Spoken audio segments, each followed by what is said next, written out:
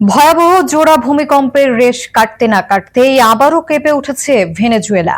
শুক্রবার দেশটির উত্তর উপকূলে 4.9 মাত্রার একটি নতুন ভূমিকম্প আঘাত হেনেছে।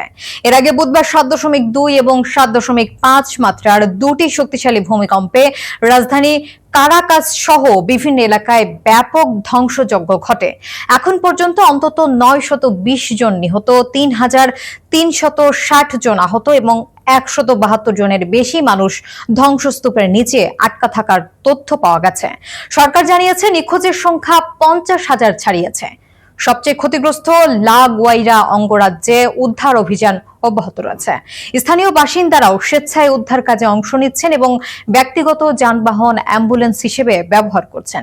এদিকে সামাজিক যোগাযোগ মাধ্যমের ওপর আরোপিত বিধি নিষেধ শিথিল করেছে ভেনেজুয়েলার সরকার, যাতে মানুষ নিখোঁজ স্বজনদের তথ্য আদান প্রদান করতে পারেন। তবে এই ঘটনায় হতাহত বা নিখোঁজের সংখ্যা সহ বেশ কয়েকটি তথ্য এখনো স্বাধীনভাবে যাচাই করা সম্ভব হয়নি।